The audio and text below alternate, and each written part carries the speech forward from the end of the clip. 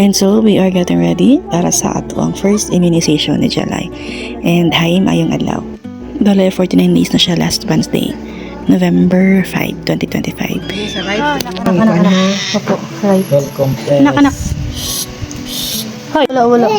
Ay, Lord. Okay. Hi. Yawa na.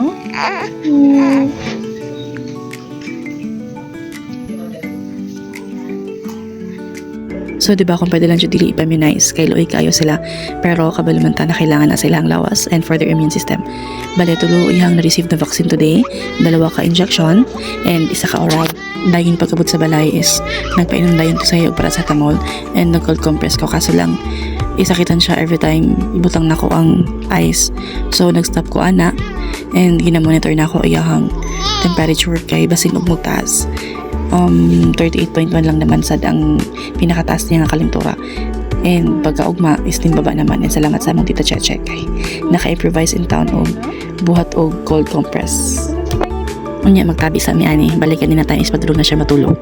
And mao lang to, another vlog na pod, another voice over na pod sa mga sunod na adlaw.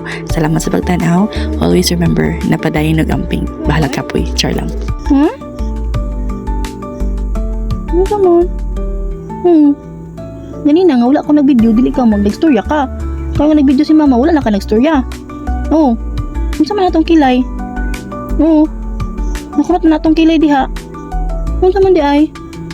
Ha? Oo, away mong kilay, oh. Nagsugat na sa di mong kilay. Oo. Oo, ang kilay nagsugat. Nag-sleep ikaw balik? Sleep na. Nag-sleep na ikaw. Oo. Yayay? Yaway ka? Ngayon pa ah? Uy. Jalay.